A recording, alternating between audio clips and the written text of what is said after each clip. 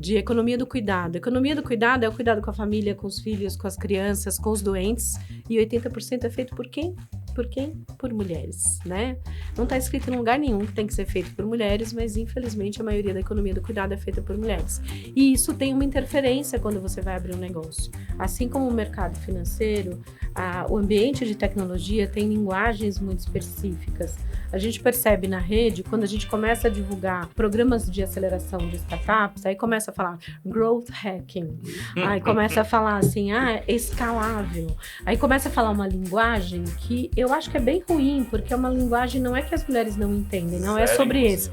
É zero inclusiva, além de ser inglês, é uma linguagem que não aproxima. Você tem que trazer para a pessoa ter a mesma condição e a partir daí você pode falar de esforço pessoal. Agora, quando não tem, como é que uma pessoa vai falar sobre esforço se ela não tem o que comer? Como é que uma pessoa vai falar sobre esforço se ela não tem onde morar? Se ela não tem dignidade, o básico.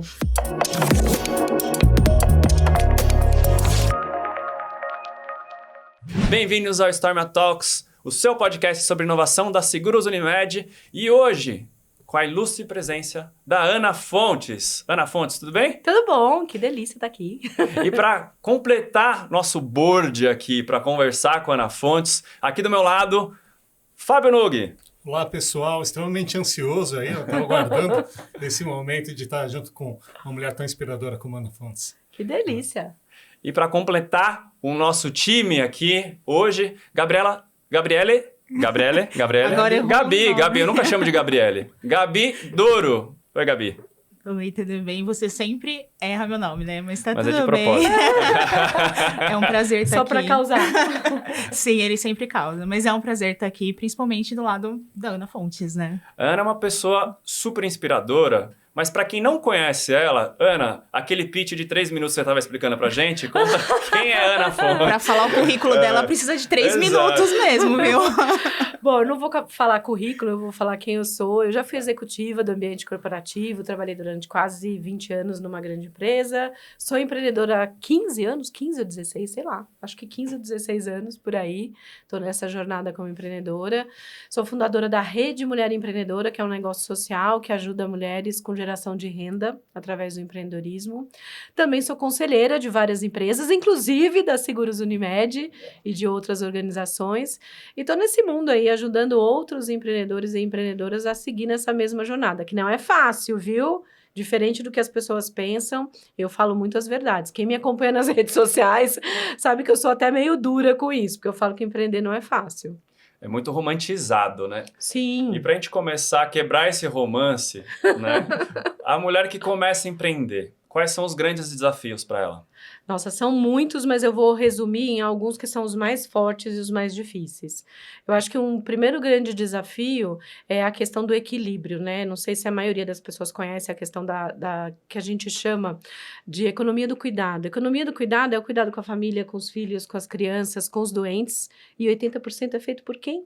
Por quem? Por mulheres, né? Não está escrito em lugar nenhum que tem que ser feito por mulheres, mas infelizmente a maioria da economia do cuidado é feita por mulheres. E isso tem uma interferência quando você vai abrir um negócio.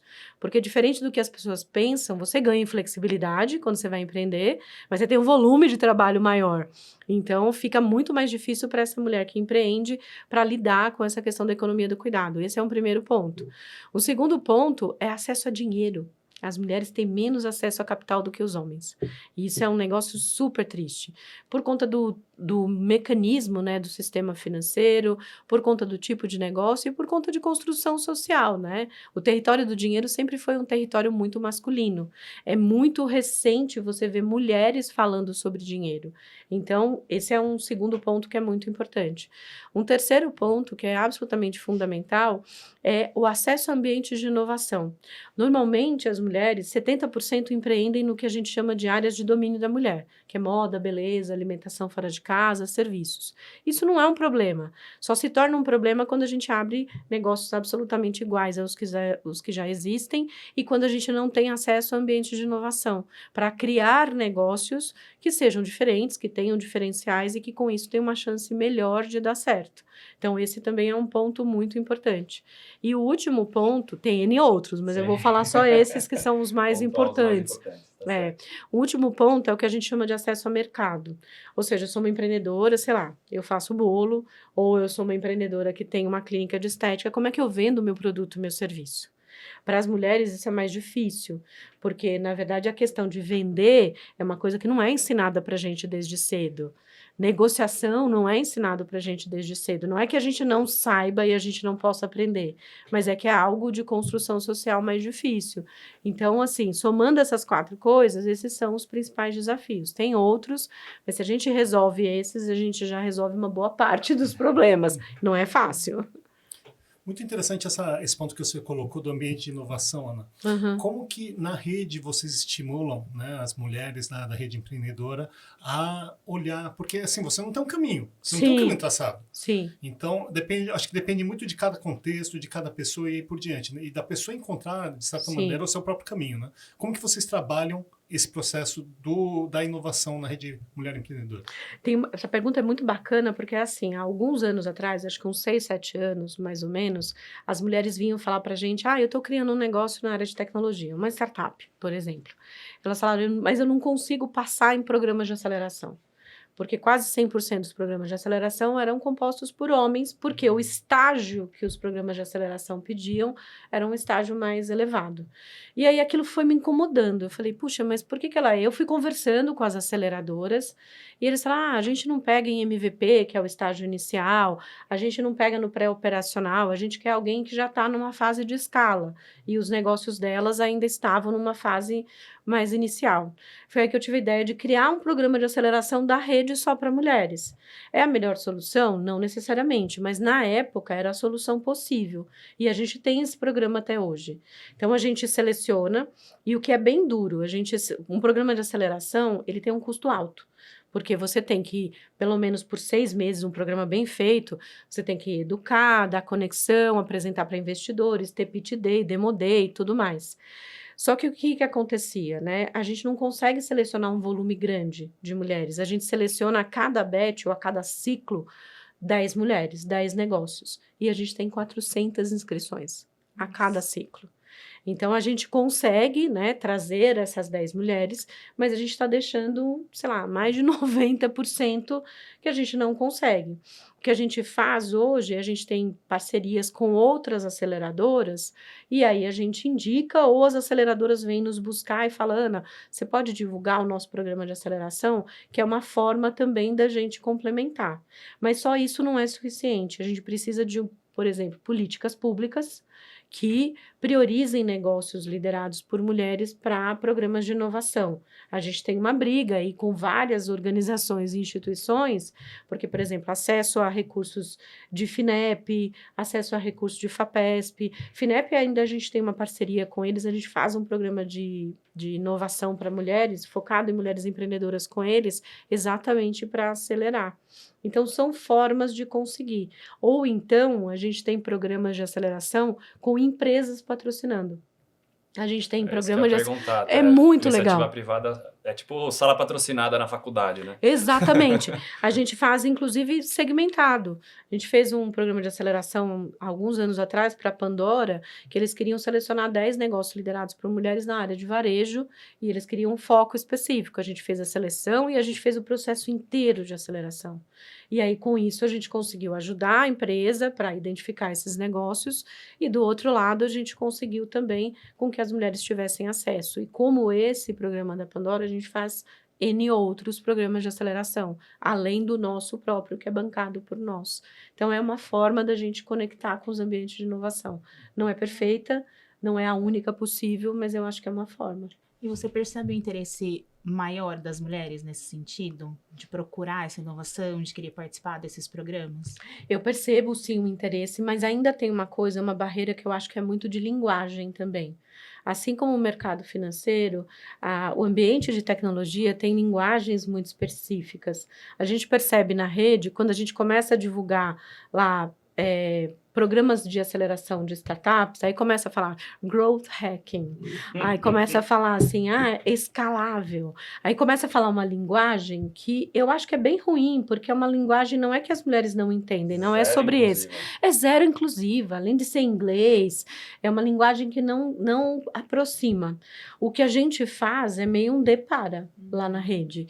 A gente evita usar essas linguagens, então ela fala, como é que você vai crescer suas vendas? Não precisa falar growth hacking.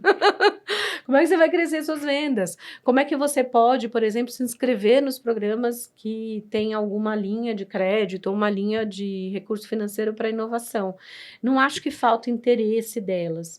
E eu acho que tem uma coisa que é muito importante sobre inovação, que eu até já escrevi sobre isso. A gente tem uma imagem de inovação muito associada à ciência da NASA, à tecnologia. Né? Gente, o que eu mais vi de inovação na pandemia foram as mulheres fazendo coisas sensacionais que não tinham nada a ver com tecnologia. Tinha uma mulher que tinha uma gráfica, ela fazia aquele acetato, e assim, da noite para o dia, ela parou de fazer o acetato e começou a fazer face shield. Ela mudou a produção dela da noite para o dia. E, para mim, essa mulher é super inovadora. Com certeza. Ela é super inovadora. Corajosa, imagina isso. Tinha uma mulher que ela tinha um restaurante... Assim, a história é super triste. Eram mãe e filha, tinham um restaurante de comida mais natural, mais orgânica. Elas tinham investido no restaurante físico. 2 meses antes da pandemia, elas inauguraram o restaurante físico. O que aconteceu? Pandemia, fechou tudo. E elas, assim, fizeram um investimento alto, todas as economias. E aí, assim, elas ficaram no começo muito impactadas. E aí, em uma semana, elas voltaram, Ana, a gente teve uma ideia. A gente vai fazer caixa de alimentos orgânicos e mandar para as empresas ou para a casa dos funcionários e as empresas vão pagar. Cadê a tecnologia aí, né? Cadê a tecnologia? É super inovador. Super inovador. Então, eu acho que a gente tem que tirar um pouco essa coisa de que a inovação só tem a ver com tecnologia, só tem a ver com essa ciência. Porque eu vejo a mulher que fazia o bolo lá, ela mudou o tamanho do bolo, porque na pandemia tinha mais gente em casa. Olha que inovação, gente. Então, eu acho que é isso, assim, elas não têm medo da inovação. Eu só acho que a gente tem que aproximar mais e ampliar esse conceito de inovação, de não ser uma coisa só ligada à tecnologia, né? Sim, com certeza.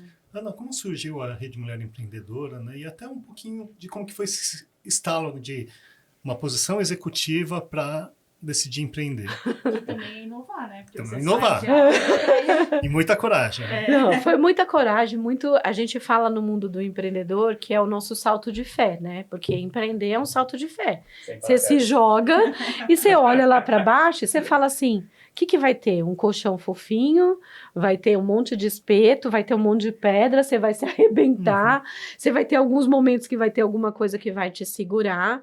Mas assim, não foi uma história bonita, porque na verdade eu fui executiva durante quase 20 anos dessa grande empresa, eu sou mãe de 2 meninas, e eu estava num momento, eu estava com 40 e poucos anos, eu estava num momento assim muito infeliz, muito insatisfeita com tudo aquilo. Eu gostava do meu trabalho, gostava do que eu fazia, mas eu não me enxergava mais ali. Eu olhava para aquilo e falava, gente, o que eu estou construindo de futuro? O que eu estou fazendo? E aí aquilo foi me dando um incômodo e eu pedi demissão.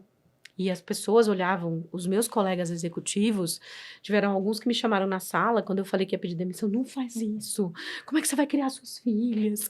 E não sei o quê, tudo assustado. Eu também estava assustada, tá tudo certo, estava assustada também.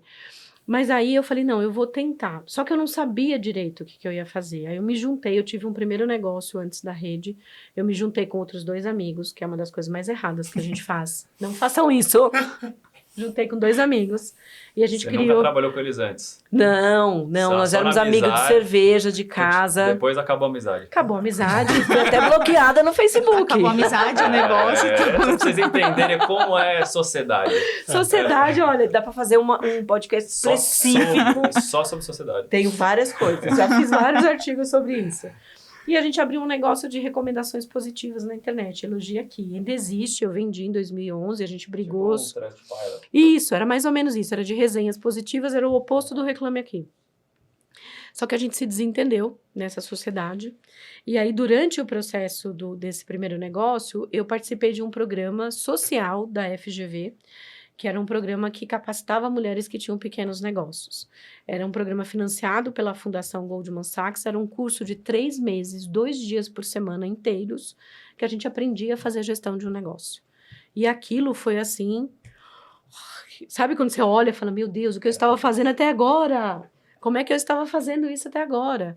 E durante o programa, no primeiro dia de aula, os coordenadores do curso viraram e falaram assim, puxa, vocês são as 35 privilegiadas que foram escolhidas, selecionadas, o processo seletivo foi dificílimo para fazer parte desse programa. E aquilo, ao invés de me deixar feliz, me deixou triste, porque eu conheci as outras que participaram, eram 1.000 inscritas. E aí eu tive a ideia, na segunda semana, eu chamei os coordenadores e falei assim, eles ficaram com um pouquinho de raiva de mim, depois a gente virou amigo, a gente é amigo até hoje. Eu falei, como é que eu posso fazer para ajudar as que não passaram? Eu queria passar para elas o que eu aprendo aqui. Aí eu falei, eu vou criar um blog, que eu chamei de Rede Mulher Empreendedora, e eu vou escrever o que eu aprendo aqui na sala, só que eu vou escrever na minha linguagem. Eu vou escrever de um jeito que eu falo. E aí eu escrevi o que eu aprendia na aula. O professor falava de um jeito super sofisticado, eu traduzia aquilo nesse blog. E eu pedi que a primeira postagem, o pessoal da GV mandasse para as 900 e tantas que não tinham passado. Eles mandaram.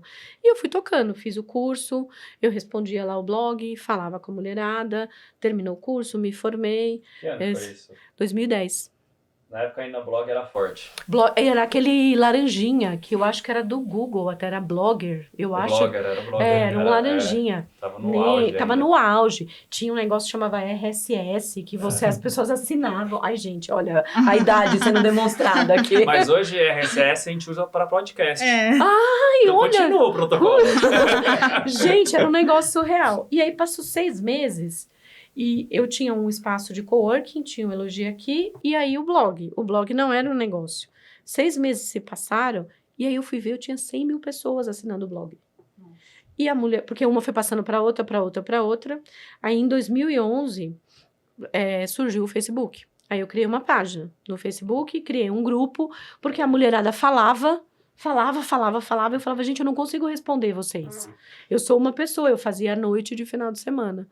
E aí foi aí que eu falei, eu vou transformar isso num negócio. Porque eu me sentia mais feliz respondendo o blog e interagindo do que estudando e do que tendo o coworking e o Elogia aqui. Aí o que aconteceu? Desfizemos a sociedade, eu vendi o Elogia aqui para uma outra organização. O coworking eu fiquei durante mais uns 4 anos. É uma operação bem difícil, porque coworking é uma operação muito operacional. É você ser síndico de um lugar. É horrível. Nada contra os síndicos.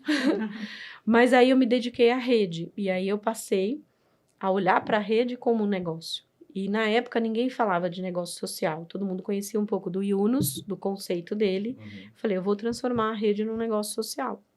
E aí a virada de chave foi quando 1 ano e pouco depois, uma empresa, não tem problema falar, foi o Itaú, eles me chamaram e falaram assim, me acharam no Google, Rede Mulher Empreendedora, falaram, a gente viu o que você está fazendo, o que você está fazendo? A gente viu que você tem 300 mil mulheres, a gente já tinha 300 mil. Isso dentro do Facebook? Dentro do Facebook, no blog, nas páginas, nos grupos, juntando tudo. Legal. E aí o Itaú falou, a gente quer criar um programa para mulheres que são clientes do Itaú. E a gente quer que você ajude. Faz uma proposta pra gente. Aí eu voltei pro escritório, que era minúsculo. Falei, gente, como é que eu vou fazer uma proposta? Não sei fazer proposta. Não sei nem por onde começar, né? Liguei pra um monte de gente, falei, me ajuda. Me ajudaram, eu fiz a proposta. Esse é o poder da rede, né? Você também usou a rede a seu favor, né? Sempre. Isso é bom demais. Sempre. E aí eu mandei a proposta e 2 dias depois a superintendente do Itaú, que hoje é minha amiga também, mandou a resposta e falou, tá aprovada. Aí eu fiquei com medo. Eu falei, gente, eu fiz um orçamento errado. Ela aprovou muito rápido, Tem ela não alguma coisa de errado. Nem quis negociar. Não quis negociar. Então é legal isso, porque assim, empreender a vida como ela é. E ela aprovou, aí eu fiz o projeto, tô até hoje lá no Itaú Mulher Empreendedora, a gente faz consultoria, parceiro e tudo mais. E aí eu lembro que na semana seguinte, acho que eu tinha 3 funcionários na época. Na semana seguinte, ela falou assim, olha, a parte operacional aqui vai falar com o seu financeiro e o seu jurídico. Isso é muito engraçado. Que era você, no caso, né? Eu não tinha financeiro nem jurídico. Aí eu tive uma ideia. Empreendedora, né, gente? Um inferno. Eu tive uma ideia. Eu criei um e-mail financeiro e criei um e-mail jurídico e ia para mim. E aí eu mandei para o jurídico do Itaú, financeiro, e eu respondia, eu que dava ok nos contratos. Inovei, tá? Eu, hoje, tempos depois eu contei para ela, ela falou, olha que coisa interessante. E eles foram o nosso primeiro aliado, que a gente chama na rede. Hoje a gente tem mais de 30 grandes empresas aliadas, porque tudo que a gente faz para as mulheres é de graça. E aí, para conseguir oferecer de graça, a gente é financiado por grandes empresas, fundações e organizações. Então, assim, hoje a rede tem 1,5 milhão de mulheres conectadas, gente à beça, diariamente. De 300 a 1,5 milhão. 1,5 milhão. E a gente, nesses 14 anos de rede, a gente já impactou mais de 10 milhões de vidas, né? Porque a gente tem as mulheres, as famílias, o que a gente faz por elas é uma loucura. E como que vocês fazem esse financiamento? Eu fico até curioso, né? Porque chega a instituição, vocês fazem projetos, como que vocês fazem? Porque esse workflow eu imagino que seja tenebroso, né? Porque tenebroso. 1,5 milhão de mulheres, assim, pra você atender e fazer alguma coisa, vai ser muito difícil, né? Porque você tem aquela ânsia de atender todo mundo, né? A gente tem vontade. Hoje a gente não dá conta de todo mundo, porque a gente tem, assim, a gente tem mais mulheres querendo participar ou querendo participar dos nossos projetos do que necessariamente a gente consegue atender. Como é que a gente faz? A gente tem 2 modelos. O modelo principal é a empresa chama a gente e fala, Ana, eu quero ser uma empresa que quero apoiar as mulheres. A gente normalmente, eu vou usar o nome da empresa, acho que não tem problema. Então a Ambev falou, Ana, quero fazer um projeto para mulheres no Nordeste, para mulheres na área de alimentação. E a gente faz tudo de ponta a ponta, desde o desenho do projeto até a entrega final dos indicadores. A gente contrata as especialistas, a gente faz a seleção das mulheres, a gente cria o programa, cria o modelo educacional, a gente tem uma área de educação dentro da rede, faz a entrega do projeto, depois faz a avaliação de resultado e a empresa paga por esse processo. Esse é um modelo, que é o que mais a gente faz. Um outro modelo são fundações e organizações, a maior parte internacionais. Então, a Fundação do Google é uma das nossas maiores financiadoras, faz uma doação para a gente fazer projeto para as mulheres. Então, desde 2018, a gente já recebeu do Google algo em torno de 30 milhões de reais em recursos financeiros para fazer projetos para as mulheres, da Google.org, que é a fundação deles. E aí eles fazem, vou te dar $1 milhão, normalmente é assim, $1 milhão, $1,5 milhão para criar um projeto para ajudar as mulheres. E a gente cria o projeto, aprova o recurso com eles, eles doam dinheiro para o nosso instituto e a gente executa o projeto também. A diferença da rede para o instituto é que a rede trabalha com todo tipo de mulher, desde a mulher de startup até a mulher que tem um negócio maior. O instituto, nosso foco são mulheres em situação de vulnerabilidade. Então, mulheres que moram em comunidades, mulheres trans, mulheres 50 a mais, mulheres indígenas, quilombolas, mulheres refugiadas. A gente fez a primeira turma de capacitação do mundo para mulheres trans aqui em 2018, em parceria com o Google. Foi, assim, desafiador, mas foi muito bacana. E a gente foi muito atacado nas redes sociais na época, muito atacado. Né, porque as mulheres cis vinham nas nossas divulgações e falavam que a gente estava fazendo errado e tudo mais, mas a gente foi firme e conseguiu. Isso é interessante, né? Não foram os homens, né, que te atacaram, Não, foram as próprias mulheres. As né? próprias mulheres, porque elas falavam, infelizmente é uma coisa muito triste, né? As mulheres trans têm uma situação extremamente difícil, têm uma expectativa de vida muito baixa, porque a violência é uma das questões mais fortes com as mulheres trans. Expectativa de vida média 40 anos, de 35 a 40 anos, por conta de violência. A maioria ainda trabalha como profissional do sexo e ainda tem muito preconceito, né? Então, geração de renda para esse público é absolutamente fundamental. Né? Assim, mas tem muito preconceito. Nossa sociedade é uma sociedade machista, racista, xenofóbica, LGBTfóbica, tem todos esses preconceitos. E a gente precisa cada vez mais falar sobre isso de forma aberta para a gente tirar isso, né? Conseguir com que as pessoas tragam para a consciência. E a gente teve problemas também quando a gente fez as primeiras turmas de mulheres negras, a gente teve problema também, as pessoas falando, assim, é ridículo falando de racismo reverso como se isso existisse, né? Né? Aí você tem que explicar. Mas a gente sempre se manteve firme. A gente sempre falou, não, vamos fazer. A gente quer trazer em pé de igualdade, dar as mesmas condições para quem não teve as mesmas condições. né? O Brasil tem uma visão muito errada de meritocracia, que é uma visão totalmente distorcida, porque a gente só pode falar de meritocracia se você tem todo mundo em mesmas condições. É o que a gente Né? fala de equidade, né, Ana? Sim, nós não Não é temos. igualdade, né? É, equidade, é você dar aos diferentes condições para que eles tenham as mesmas oportunidades. Ponto de partida não é igual para Não todos. é igual para todos. A gente vive o Brasil no ranking de desigualdade. O Brasil é o 8º país mais desigual do planeta. 1% das pessoas detém 60% da riqueza. Então, assim, falar de meritocracia, você fala na Noruega, na Finlândia, na Holanda, onde as pessoas têm de base acesso à saúde, educação, moradia, saneamento básico. Então, você tem todo mundo na mesma condição de dignidade básica. Aí você pode falar de meritocracia, aí você fala, olha, você se esforçou, você não se esforçou, você não conseguiu. Mas todo mundo tinha condição básica. O problema é que nós não temos condição básica. Então, quando você não tem as mesmas condições, você precisa trazer as pessoas para as mesmas condições. Por isso que eu sou super defensora de cotas. Porque cota é para você corrigir desigualdade. Não é para você ficar eternamente com cota. A gente não precisaria de cota se as pessoas tivessem as mesmas condições. Exatamente. Como não tem, você tem que trazer para a pessoa ter a mesma condição e a partir daí você pode falar de esforço pessoal. Agora, quando não tem, como é que uma pessoa vai falar sobre esforço se ela não tem o que comer? Como é que uma pessoa vai falar sobre esforço se ela não tem onde morar? Se ela não tem Não tem dignidade, o básico, né? o básico. E a gente aqui no Brasil tem uma mania que não é só de brasileiro, assim, de enaltecer a história de desigualdade que eu falo, né? Eu falo que é romantizar a desigualdade. É muito comum você ver nas redes sociais. O menino ficou 6 meses estudando com o livro do lixo e passou em medicina. Uhum. Gente, isso não é legal. Não deveria nem existir isso. Ele não devia existir. Para que esse menino teve que passar 6 meses estudando com o livro do Parece que lixo? reforça ter essas pessoas. Sim, e reforça. Negativamente está reforçando isso. Exato. E reforça também para aquele que não conseguiu que ele é uma pessoa horrível. Do tipo assim, ó, você podia ter feito isso e não fez. e não né? fez. Aí cria esse discurso meritocrático todo enviesado, né? É fortalecer a jornada do herói, né? A gente gosta Exato. muito disso, né? Do tipo romantizar. Toda vez que as pessoas falam sobre isso, eu falo, gente, para de romantizar a desigualdade. Porque isso é romantizar a desigualdade. Ninguém quer passar perrengue. Vocês querem? Se vocês pudessem escolher, vocês iam querer passar perrengue? Ninguém quer. Ninguém. Fome, né? Quem que passa fome? Eu já passei por isso, mas assim, ninguém quer. Eu não quero que ninguém passe. Então, eu acho que, assim, a gente precisa tirar um pouco essa coisa mística da jornada do herói, da meritocracia. Ixi, quando eu falo sobre isso nas redes sociais, minhas redes sociais viram um inferno. Aí vem um monte de hater, me xinga, fala, não, eu me esforcei, eu consegui. Eu falo, ai, tá Mas bom. Você não entendeu a mensagem. Não entendeu a mensagem.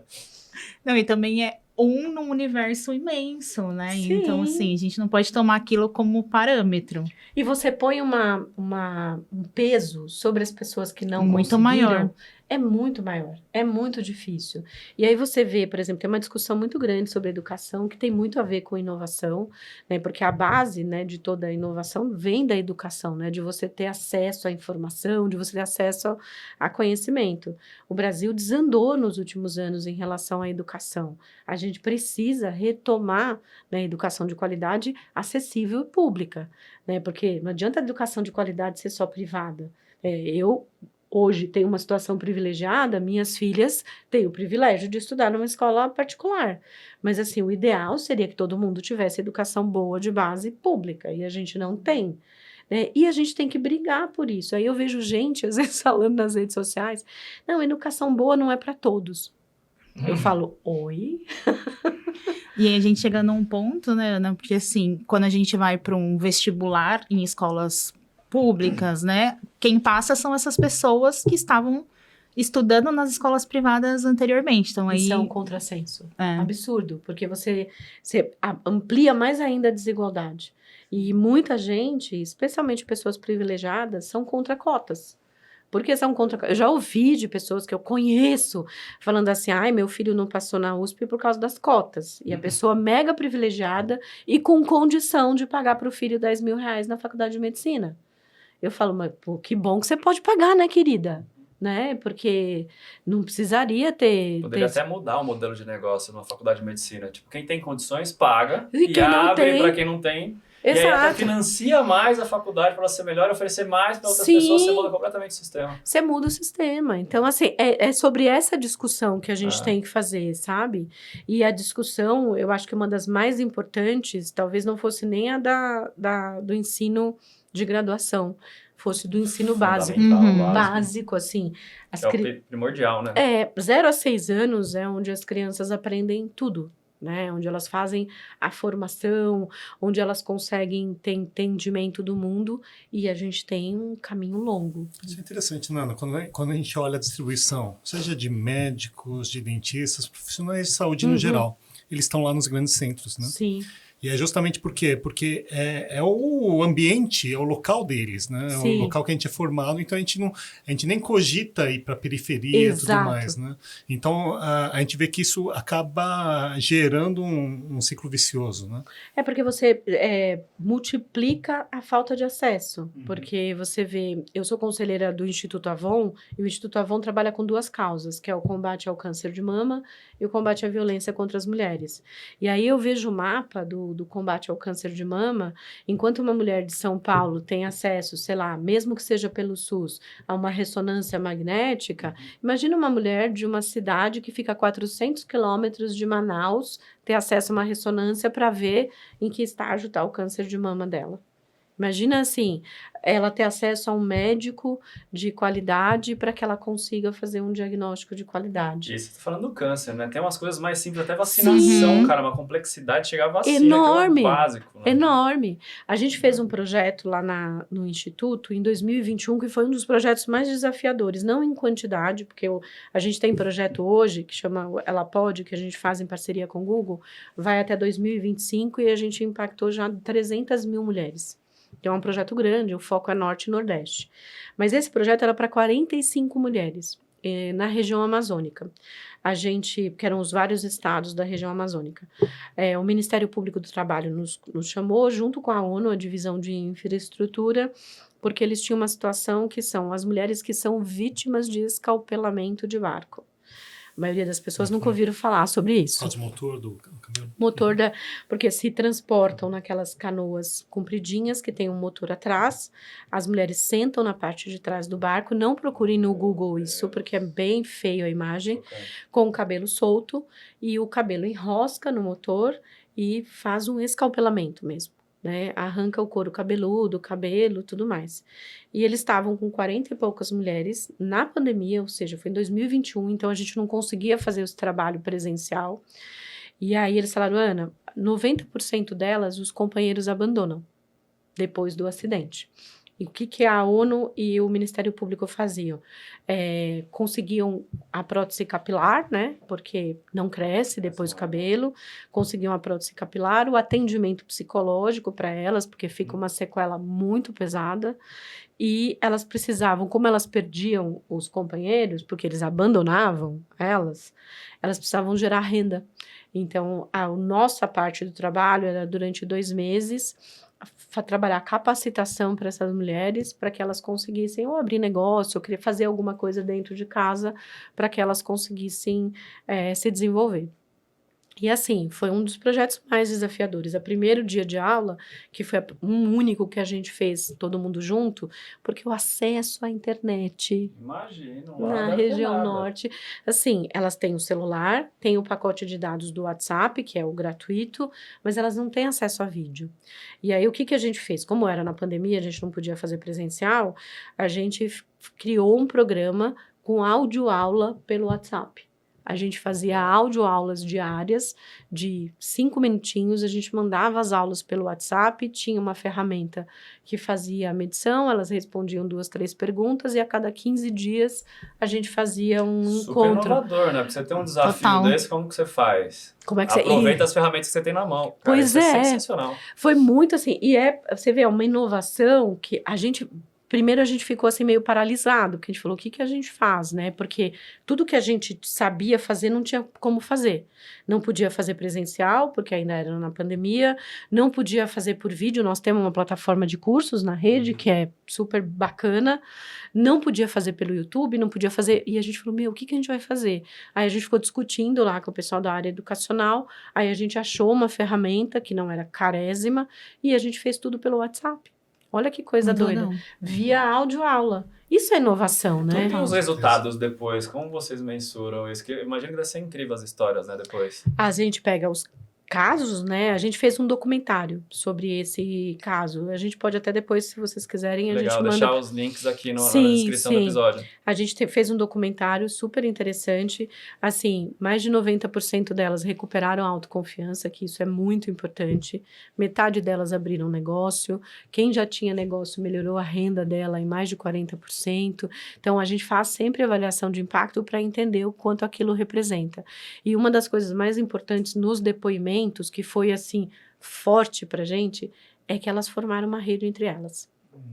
Porque entre elas, assim, aquela rede de apoio, sabe? Eu sei o que você passou, eu sei o que você tá passando, segura. E eram muitas de estados diferentes, porque era da região amazônica, de estados diferentes. E elas passaram a se apoiar. E é esse, para nós, assim, esse é o melhor resultado, porque a gente viu em todos as nossas pesquisas que quando elas se fortalecem entre elas, a chance do negócio dar certo e a chance delas continuarem a fazer aquilo que a gente ensina é muito maior. É porque quando você pensa em desistir ou dá aquele desânimo, tem aquela pessoa que te, né, estimula e tal. Então, Sim. isso, com certeza, deve ser muito incentivador para elas. Tem uma força muito grande essa coisa de rede para mulheres. Para todo mundo, rede é importante, para todo mundo estar junto é importante. Mas para as mulheres, por conta dessa coisa do julgamento total, né, que a gente passa a vida inteira, é muito importante você ter essa rede de apoio. É legal quando a gente faz os nossos eventos presenciais, quando a gente percebe elas entrando, às vezes, no auditório, na sala onde a gente está fazendo, uma vai olhando para a outra assim, aí os olhares iniciais meio desconfiados, e aí no final do evento, que dura 2 horas, parece assim, já virou amiga. Não, virou amiga, elas fazem às vezes sociedade, a gente fala, gente, calma. Calma, não precisa tanto assim. Não faz com um amigo, mas também não faz com a primeira pessoa que vê na frente. Conhece. E assim, é muito legal, porque cria uma rede potente, isso para mim é inovação, isso para mim é uma forma de você se conectar, de você potencializar, né, o que a gente está fazendo. Fantástico, Ana. E quando a gente pensa, queria que você falasse agora um pouquinho do seu trabalho como conselheira também, porque quando a gente, na sua fala, né, e em tudo que a gente conversou, a gente vê que esses espaços de poder hoje, eles são naturalmente excludentes, porque eles tentam perpetuar, né, o privilégio a poucos, de certa maneira. E você tem espaço em conselhos de grandes empresas. Né? Como que é esse trabalho seu como conselheira e como que quais são as recomendações que você traz, os aportes que você traz para essas empresas para que as empresas também trabalhem de uma forma mais inclusiva, trazendo mais diversidade e possa fazer desde a parte do acesso, como também a discussão da meritocracia, mas considerando toda essa importância da equidade. Não, acho fundamental, assim, eu sou conselheira, acho que vai fazer 6 anos, né, de empresas e de organizações. Foi uma coisa que aconteceu até meio naturalmente, né, como eu sou pública, né, sou uma pessoa pública, falo muito sobre o que a gente faz, eu sou muito ativa nas redes sociais para falar sobre diversidade e inclusão numa perspectiva do ambiente de negócios, porque eu acho que é a partir daqui que a gente muda o jogo, eu acho que as empresas têm uma participação e uma importância muito grande para mudar esse jogo. E aí eu comecei a participar de conselhos, acho que o primeiro deles foi para uma organização social, que até estou no 2º mandato agora, que é o Instituto Avon. E assim, o que eu acho do meu papel dentro do conselho, primeiro é levar todo esse conhecimento que eu tenho de mais de uma década em relação ao tema diversidade e inclusão. Mas não só sobre essa perspectiva, porque existe uma visão errada de que diversidade e inclusão é uma caixinha separada do negócio. E ela não é, né? A diversidade, inclusão, assim como a ESG, que está dentro, diversidade e inclusão está dentro da pauta de ESG, ele é uma pauta da estratégia do negócio.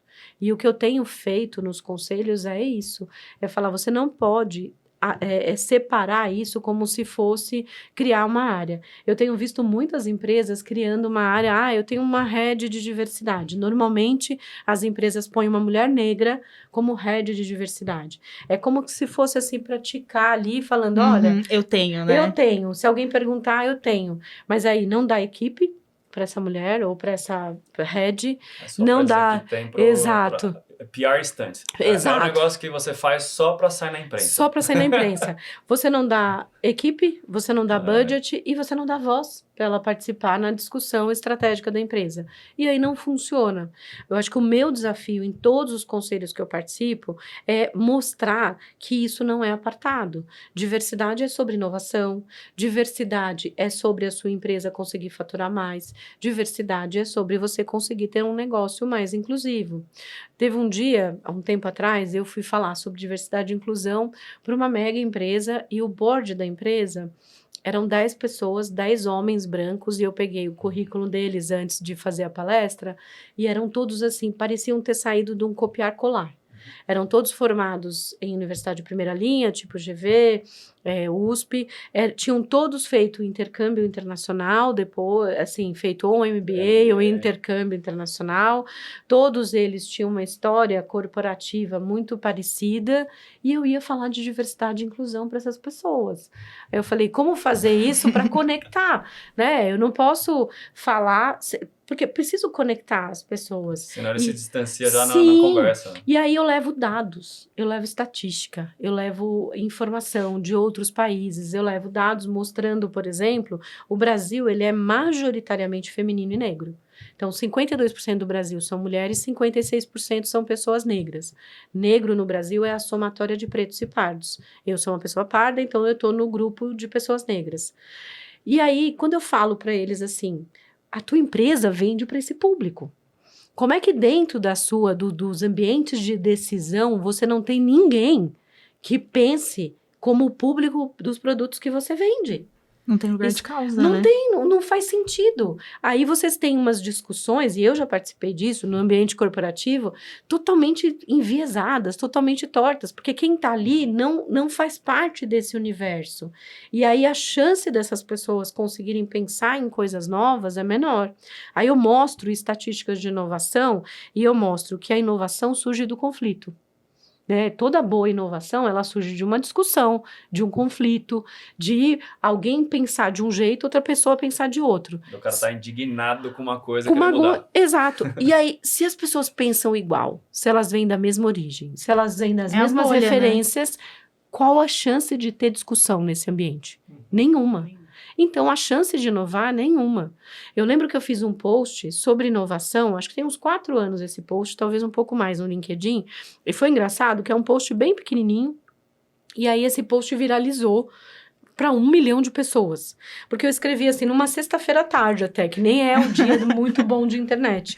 Eu escrevi, gente, empresas inovadoras não são empresas que têm escorregador, puff colorido, nem geladeira de cerveja, nem negocinho de pebolim. Empresas inovadoras, para mim, são as empresas que têm um ambiente diverso, inclusivo e que respeite a voz de todos os colaboradores. Nossa, isso virou assim Teve um monte de CEO que me chamou no privado, no LinkedIn, e falou... que você está falando Não, foi mais legal. Foi mais legal? Eles falaram, eu estou imprimindo o seu post aqui e vou levar para a reunião de board. Então, assim, as pessoas querem fazer as mudanças. Muitas vezes elas não sabem como fazer. E quando você mostra dados, você mostra informação, você mostra de onde veio o que você está falando, que não é uma coisa porque eu acho bacana, porque eu acho bonito, mas é porque é necessária, aí você mostra cases lá de fora, você mostra as empresas, aí você mostra o estudo da McKinsey, que fala que as empresas que são mais diversas, que têm um board mais diverso, o C-level mais diverso, são 25% mais lucrativas. Então, assim, aí você mostra esses dados. O cara vai refutar os dados como? Né? Ele vai falar assim, a McKinsey está errada? Né? Esse estudo aí, tem gente que fala ainda. Tá enviesado. Tá enviesado. A ONU tá errada? Como é que pode estar errada? Então, eu vou pelos dados, eu vou pela informação, porque eu acho que se você for bater com o pé na porta, o diálogo não se estabelece. E aí eu acho que fica bem difícil. E como eu tenho esse histórico de vir do ambiente corporativo, eu sei a linguagem.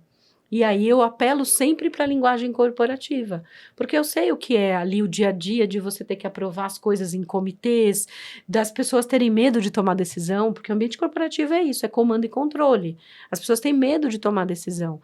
Então, assim, quando você fala de um assunto que as pessoas não se sentem confortáveis, elas ficam com medo. Outro dia um CEO de uma grande empresa falou para mim, Ana, eu tenho medo de falar de diversidade e inclusão. Eu falei, então você precisa estudar. Né? Você precisa buscar referência, estudar, fazer curso, porque se você tem medo, isso é um problema. Ele falou, eu quero argumentar com os meus executivos, mas eu tenho medo de falar bobagem. Eu falei, tá tudo bem, vai estudar, vai buscar informação, né? Vai ler, vai buscar curso, porque é isso. Né? As pessoas não são obrigadas a ensinar os outros o que os outros têm que fazer. Se você se sente desconfortável com o tema, vai estudar. Só não pode ser refratário, porque o meu maior problema hoje são as pessoas refratárias. Que eu falo diversidade e inclusão, já faz aquela cara assim, sabe? Você jura? Você jura, né? Aí você fala, meu Deus, vamos lá, começando do zero, vamos falar. Ô, Ana, Então, acho que é até isso. puxar esse assunto, né?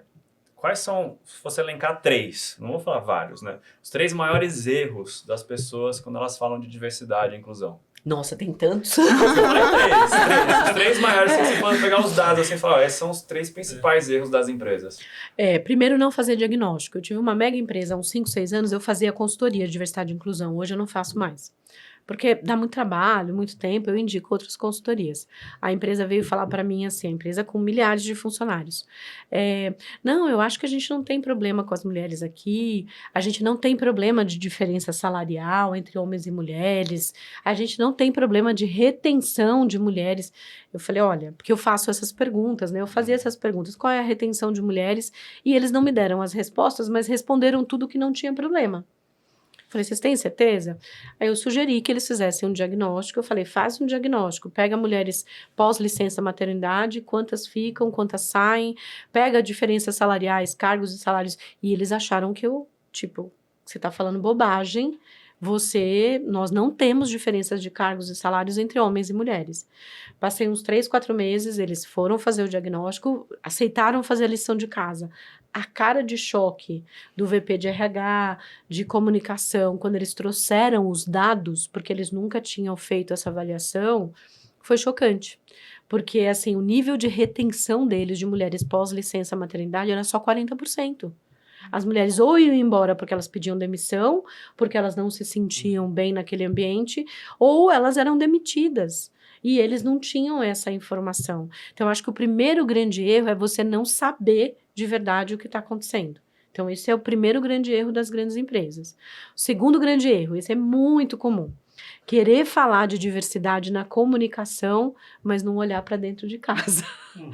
Eu tenho uma empresa que uma época veio falar assim pra gente, mega também. Eu quero fazer uma campanha para falar que eu sou uma empresa amiga da mulher. Falei, tem certeza? Não, campanha já quase desenvolvida, agência de propaganda lá junto, Mauê. E eu falei, como é que eu faço para falar com esse povo que eles vão fazer bobagem? Aí eu falei, vou fazer as minhas perguntas, né? Eu falei, quantas mulheres tem no conselho aqui da empresa? Eram 12, o conselho tinha uma mulher. Quantas mulheres são diretoras? 10%. Né? Eles tinham, sei lá, 200 e tantas diretoras, porque é uma empresa muito grande. 10% diretoras. Quantas mulheres em cargos de liderança que não seja a média liderança? Porque normalmente a média liderança é 30%, 40%. E aí o número era baixo. E aí eu falei, e vocês querem ir para o mercado, para uma campanha publicitária, falar que vocês são uma empresa legal com as mulheres? Vocês estão tudo errado, assim. Engaveta essa campanha, vocês têm um trabalho... vocês têm um trabalho de anos, e eles ficaram... Não é fácil, é um trabalho, é uma jornada. E aí eles ficaram, óbvio, né? Todo o time de comunicação ficou super chateado, porque eu falei, gente, vocês não podem ir para fora falar uma coisa que vocês não fazem. Né? Vamos walk the talk. Aí esse é um segundo grande erro que é muito comum das empresas fazerem. Um terceiro grande erro, e aí ele tem uma parte de erro, tem uma parte de acerto, é achar que criando um grupo de afinidade resolveu o problema de diversidade. Eu vou nas empresas, todas elas falam assim, eu tenho um grupo de afinidade de mulheres, eu tenho um grupo de afinidade de pessoas negras, eu tenho um grupo de afinidade. É muito bacana ter o grupo de afinidade, mas não é só isso que muda o jogo. Não vai mudar o jogo com o grupo de afinidade. Não vai mudar o jogo você falando que você tem lá, que você está apoiando a causa das mulheres. Você muda o jogo quando você mexe nos indicadores e quando você mexe no bolso das pessoas. Se você não mexer nas duas coisas, você não muda o jogo. E aí as pessoas ficam assim. Quando eu falo isso pro C-Level, eles normalmente ficam assim. Porque eu falo, sim, você está fazendo um processo seletivo, o que garante no teu processo seletivo que no final, para essa vaga, você vai ter candidatos equânimes? Que você vai ter, pelo menos, na parte final, um homem ou uma mulher, ou você vai ter, pelo menos, uma representatividade. E eu estou falando só de gênero. Quando você adiciona raça, a coisa descamba de um jeito absurdo, porque raça é mais difícil, né? Eu gosto do conceito da seleção The Voice. Você não olhar quem está na sua frente, sem foto nem nada, eu sou muito a favor disso. A gente implantou isso esse ano na Seguros e a gente viu muita diferença no processo seletivo, né? Porque a gente fez com os estagiários, por exemplo, a seleção às cegas. Então, a gente não sabia quem estava ali, se era homem, se era mulher, de que faculdade que era, e aí a gente percebeu muita diferença, assim, né, nesse processo. Isso é super importante, mas só isso não resolve. Sim. Porque, assim, você tem que ter intencionalidade. Vou dar um exemplo de alguns anos atrás que o Google fez um negócio bem bacana e bem difícil. O Google percebeu que não tinha estagiários diversos. Toda vez que eles contratavam estagiários, vinham sempre das mesmas universidades com os mesmos perfis. E eles queriam ter pessoas de espaços diferentes, de origem diferente, de outros CEPs que a gente fala, e de faculdades diferentes. E aí, o que eles perceberam? A principal barreira era o inglês, porque era inglês obrigatório fluente. E aí, óbvio, né, quem não teve acesso, oportunidade, não fala inglês fluente. Eu estudei em escola pública, a gente aprende verbo to be ano após ano. Né? Você não aprende inglês. Eu fui aprender inglês adulta, de uma forma super difícil, traumatizante. Muito mais difícil, traumatizante. E aí, o que eu falo que é intencionalidade? Eles tiraram o inglês da exigência para poder, e aí eles conseguiram botar mais gente, mas eles não fizeram só isso. Porque se eles fizessem só isso, as pessoas iam entrar e elas não iam jogar o jogo, porque tudo lá internamente é em inglês. O que eles fizeram? Eles tiraram o inglês, mas no programa para acolhimento do estagiário, ele tinha um intensivão de inglês que eles ofereciam com acompanhamento muito pesado para esses estagiários. Fora isso, cada estagiário ganhou um mentor interno que ajudava ele a se navegar ali naquele ambiente, que era um ambiente onde tudo era inglês. Então, isso é intencionalidade. Não é você só falar, eu vou tirar o inglês e tá tudo resolvido. Não. Então, o às cegas resolve, entre aspas, mas você tem que conseguir selecionar as pessoas e as pessoas se sentirem parte. Porque eu já vi, por exemplo, para pessoas trans, a Maite Schneider, que é fundadora da Transempregos, nossa parceira lá na rede, assim, pessoas trans que são contratadas e 2 meses depois pedem demissão. Porque não chamam para almoçar, são coisas boas, bobas, né? Não chamam para almoçar, não participam das reuniões. Então, assim, incluir é muito mais profundo do que só botar a pessoa para dentro, né? Você tem que fazer a pessoa se sentir parte. Eu já tive em conselhos em que eu não me senti parte. Mas aí eu deixei claro que eu não estava me sentindo parte. Falei, peraí, vamos lá, eu sou a única mulher aqui, como que a gente faz para que eu me sinta parte? Eu detesto estar em ambientes únicos, porque eu acho que é sempre muito ruim você ser a primeira, você estar em ambientes que você é a única pessoa representando ali o quesito diversidade, porque eu não quero falar só sobre diversidade. Eu sou especialista em inovação, eu sou especialista em marketing, eu falo sobre comunicação. Então, eu quero falar também de outras coisas, mas aí você precisa cavar esses espaços, porque é muito comum uma mulher e uma pessoa negra, todo mundo achar que sabe falar sobre diversidade, não necessariamente, né? Você precisa ser especialista para falar isso. Então, é um caminho, gente, mas é possível.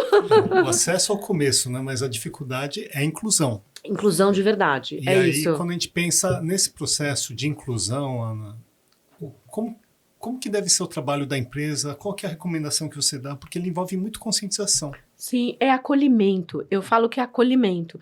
Vou dar um outro exemplo de uma executiva uma alta executiva, é diretora de uma empresa. O ano passado, ela teve o segundo bebê, o segundo não, era o primeiro, o ano retrasado, e voltou de licença maternidade. No primeiro dia que ela voltou de licença maternidade, as mulheres que tiverem um filho sabem que esse dia é um dia muito difícil, porque você deixa uma criança em casa, você não sabe direito se vai dar tudo certo, então é um dia emocionalmente que você fica meio abalada. Ela não foi recebida pelo chefe imediato, ela não tinha mais sala para trabalhar, ela não tinha mais mesa para sentar, e todas as atribuições dela foram distribuídas para as outras pessoas, e ninguém teve o trabalho de acolher essa mulher. Ela me ligou chorando, porque eu a conheço, ela me ligou chorando. Ela falou, eu não vou ficar nessa empresa porque eu não estou me sentindo acolhida. Esse exemplo vale para tudo. As pessoas querem se sentir acolhidas. Não adianta você só colocar a pessoa para dentro. Nesse primeiro dia, o chefe dela deveria ter o cuidado de ter colocado na agenda dele recepcionar de volta essa mulher. É uma diretora, de ele recepcionar de volta, falar como é que foi. Imagina! Assim, ele não colocou, falou que não tinha agenda para atendê-la. Não designou nada. Todo mundo sabia do dia que ela ia voltar. O RH também não teve um cuidado com ela de, assim, fazer um acolhimento. Olha, se você precisar de qualquer coisa, a questão dos horários, porque muda um pouco quando você volta de licença maternidade. Se você estiver amamentando, tem horários diferentes e tudo mais. Não teve esse acolhimento. Isso vale para todas as pessoas. Se você recebe uma pessoa trans, e a melhor coisa é você perguntar para a pessoa. Eu falo isso para os RHs. Pergunta se você não sabe o que você vai fazer. Pergunta. Como é que você se sentiria bem sendo acolhida aqui? Eu me sentiria bem se as pessoas, né, me chamassem para os lugares, se eu fosse almoçar junto. Pessoas com deficiência sofrem muito, porque elas normalmente são excluídas dos processos. Elas são contratadas, porque as empresas às vezes querem cumprir só a cota, mas elas são excluídas, elas não estão ali de verdade sendo incluídas no processo. E se você perguntar para uma pessoa com deficiência, ela fala, eu quero só que me tratem igual todo mundo. Eu só quero isso, só quero ter o meu espaço de voz, participar dos debates e das discussões, e é sobre isso. Me tratem igual a todas as pessoas. Esse é o ponto. Então, acho que tem que ouvir mais, acolher mais e entender na perspectiva da pessoa o que ela quer. Não precisa ficar imaginando, sabe? Vai lá e pergunta para ela, o que você quer? Né? Eu acho que isso é legal. Muda o jogo, né? Sim. Esquema de empatia, né? Sim. E preparar a empresa é muito complicado, né? Porque Sim. preparar não só a liderança, quem está embaixo também, né? Todo mundo. Alguns programas somente de inclusão com deficientes. Uhum. Para você preparar a empresa para um cego é um jeito, para um cara que é cadeirante de um jeito. Sim. Como que você faz isso, nessa complexidade? Tem que ter muito ouvido, né? Muito complexo. E hoje tem muitos especialistas. Uma pessoa com deficiência tem muitos especialistas. Tem a Carol Inarra, que fez um livro, inclusive, anticapacitista. Você tem a Maite Schneider, que tem um livro super bacana para como acolher pessoas trans. Você tem como essa, tem várias. A empresa não se sente confortável, contrata uma consultoria, gente. É o melhor recurso investido. Contrata uma consultoria que vai te ajudar, como que você faz esse processo. Literatura tem demais. Ninguém pode dizer hoje que, eu não sei como eu acesso. Eu sou conselheira do Pacto Global, sou vice-presidente do conselho lá. E assim, tem a quantidade de material que o Pacto Global tem para todas as causas, assim, e para todas as empresas, é absurda. Eles têm manual, livro, recomendação, dicas, para tudo, para tudo. Assim, às vezes eu acho que também tem um pouco de preguiça, né, das empresas, das pessoas de buscarem o caminho. Porque tem. Tá aí, né? Tá aí, tem informação. Há tempos atrás, quando não tinha internet, quando não tinha esse acesso Era mais todo, difícil, né? era mais difícil. Você tinha que buscar eu lembro que a gente fazia cartilha. Ai, meu Deus. Fazia umas cartilhas de Pra quem não sabe o que é semana. uma cartilha, põe no Google. A gente fazia cartilha, né, de como tomar cuidado, uma série de coisas, de semanas de prevenção, cartilha de endomarketing. Antigamente era isso. Hoje você tem tudo, né? Você tem aplicativo, você tem manuais, tem um monte de coisa. Não tem desculpa para não fazer. Ana, se fosse elencar, qual que é o momento mais emocionante da sua carreira até hoje? que você Eita! falaria? Essa é aquela poderosa Ah, que pra gente encaminhar nossa! pro final do nosso podcast. Nossa Senhora. Aquele que você fala, cara, que orgulho ter chegado aqui e ter feito isso. Eu acho que, assim, um ponto de virada pra gente e um momento super emocionante foi quando a gente recebeu, não pelo dinheiro em si, mas foi quando a gente recebeu a primeira doação de $1 milhão da Fundação do Google. Porque aquilo foi assim, eu fiquei atordoada. Primeiro porque as pessoas achavam que $1 milhão ia pro meu bolso. E um monte de gente pedindo empréstimo. E foi muito engraçado, porque foi na mesma semana, foi em junho, eu nunca vou esquecer, foi acho que na semana de 16 de junho, lá em 2018. Na mesma semana, eu participei como jurada do Caldeirão do Hulk de um programa que ele tinha, um quadro que ele tinha, acho que era Agora ou Nunca. Era um quadro lá que a gente selecionava empreendedores. E foi na mesma semana que o Google anunciou $1 milhão para o nosso instituto. Mas pra foi criar... um acaso? Ou Foi um acaso, total, porque eu tinha gravado do Luciano Huck um mês antes. E saiu na mesma semana. E foi muito engraçado que as minhas redes sociais viraram uma loucura. Era assim, gente pedindo para eu apresentar o Luciano Huck, como se eu fosse amiga dele, e gente pedindo dinheiro por causa de $1 milhão. Eu até criei 2 respostinhas. Padrão. Eu comecei porque o volume era muito grande. Eu falava assim, eu não sou amiga do Luciano Huck. E não tem dinheiro. Eu participei do programa porque ele fez stories, fez vídeo com a gente, não sei o que. Eu falava, eu não sou amiga do Luciano Huck e eu não tenho $1 milhão, o dinheiro é para o nosso instituto para fazer o projeto. Mas aquilo foi muito emocionante, não pela grana em si, porque foi o ponto de virada para o nosso instituto, foi o ponto de virada porque o recurso nos permitiu chegar às primeiras 100 mil mulheres em vulnerabilidade social de norte a sul do Brasil.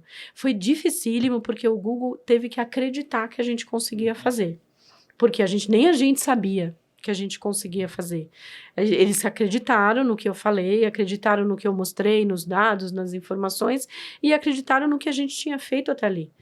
Porque foi em 2018, eu passei 2017 inteiro construindo esse projeto para eles. A gente fez um teste em São Paulo, uma validação, depois a gente validou o modelo, e depois do modelo validado, em 2018, eles fizeram esse primeiro aporte de $1 milhão. Assim, para mim foi um momento que eu ficava, gente do céu, vencemos na vida porque estamos conseguindo impactar mais mulheres. Esse foi um momento muito especial. E tiveram vários outros, né? Falar na ONU foi assim...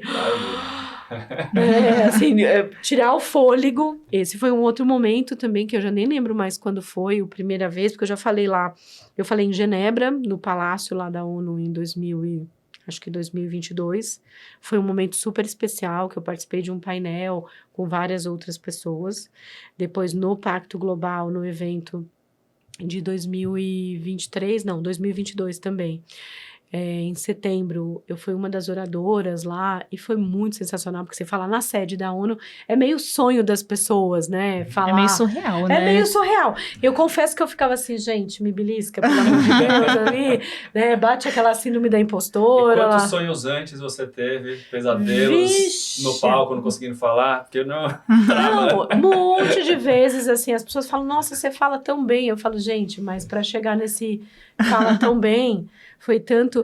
Teve um episódio de muito síndrome da impostora que eu falo, que em 2017 eu ganhei uma premiação muito importante, que era uma premiação da revista Fortune.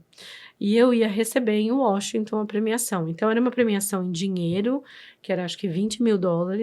Eram 3 premiadas no mundo, era eu, uma menina da Colômbia e uma mulher da África do Sul. E a gente, além de receber o dinheiro, a gente ia receber o checão lá, a gente ia participar de 2 painéis. Um painel era com o presidente mundial da Goldman Sachs, que era o David Solomon, que ainda é presidente lá, e um outro painel era com outras... E eu lembro que, obviamente, né, o pessoal da Goldman Sachs estava muito preocupado, porque imagina, né, essas mulheres, o que elas vão falar junto com o nosso presidente ali? Então teve briefing, uma super discussão. E no dia da nossa fala, tinha um camarim gigante para as palestrantes, e nós éramos palestrantes. Aí eu entrei no camarim, e elas falaram, olha, tem maquiador, cabeleireiro, se vocês precisarem, né, para a hora que vocês forem para o palco. E eu entrei, aí eu dou de cara com a Arianna Huffington, Não sei se vocês a conhecem. Huffington Post. Do Huffington Post. E ela, ai, ai. Aí baixa aquele negócio assim, que você fala, sou eu que tô aqui. Aí tinha a Indra, não sei se vocês a conhecem, a Indra foi presidente da PepsiCo, é uma mulher super mega referência no mundo, né? A diretora da Fortune, a Sheryl Sandberg. Então, assim, aí baixou uma síndrome da impostura bem forte. E eu ficava assim, gente, o que eu tô fazendo aqui, né? As pessoas vão descobrir que eu sou uma fraude. O que eu tô fazendo aqui? Baixou aquele... Porque mulheres são julgadas o tempo inteiro, né?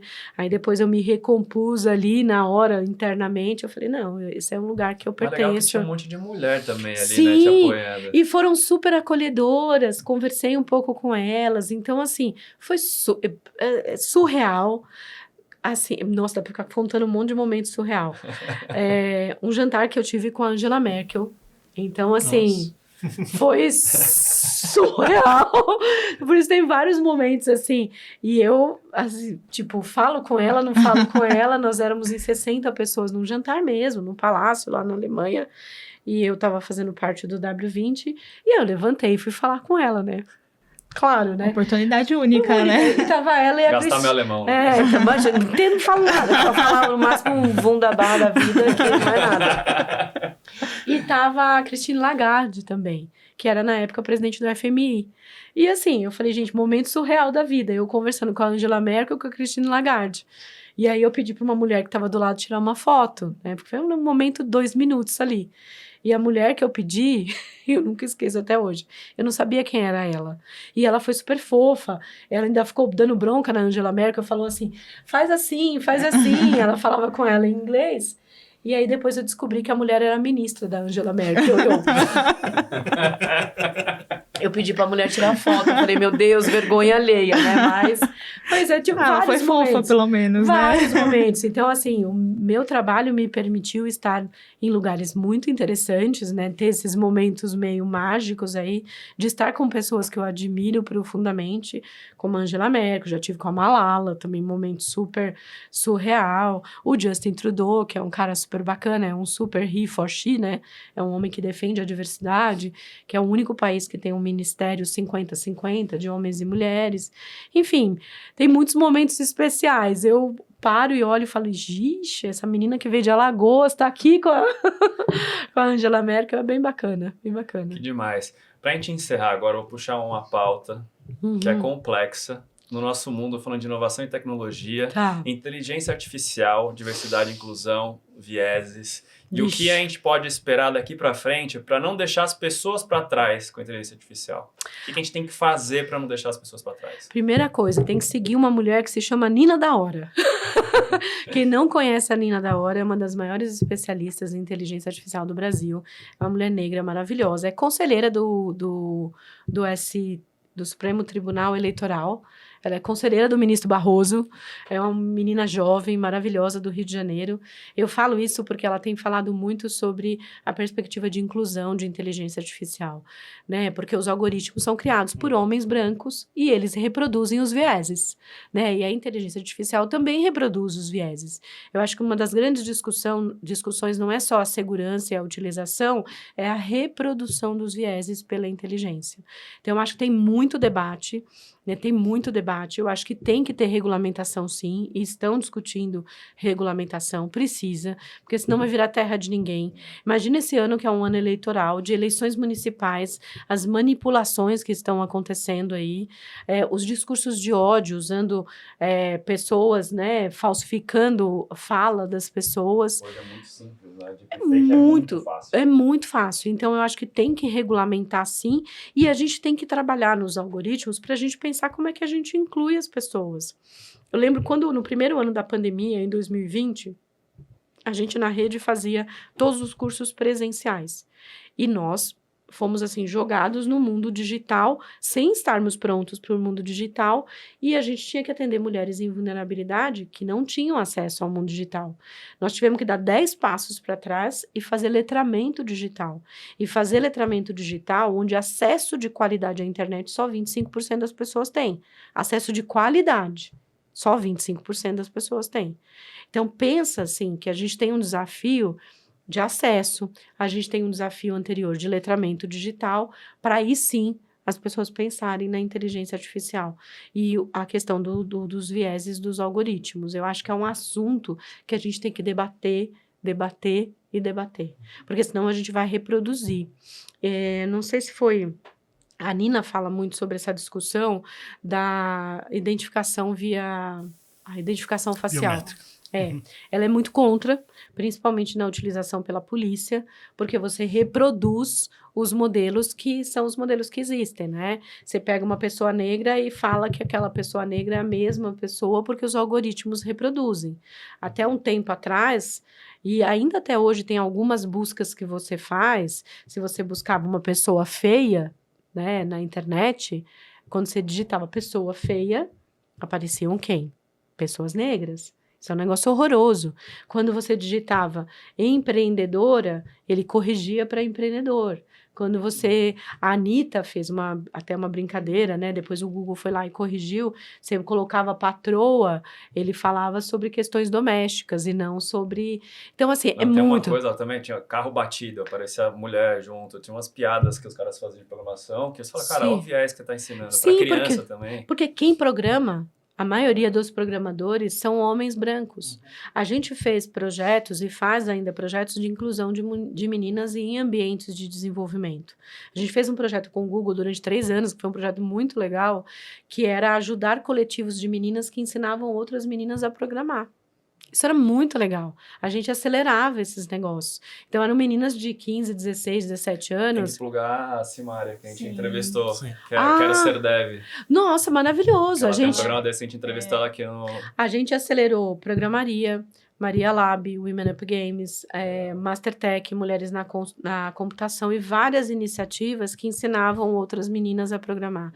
E isso é importante, porque aí você vai ter mais gente, né, programando e criando os algoritmos, mais gente que tem representatividade da população. É um assunto Vale um podcast só dele. só dele. E aí eu recomendo que vocês chamem a Nina da Hora, porque ela é muito maravilhosa. Bom demais. Gabi, considerações finais pra gente chegar nessa reta final do podcast. É meio difícil de dizer algo que não seja maravilhoso escutar a Ana falar, né? Eu sempre falo que ela é inspiradora, e é verdade.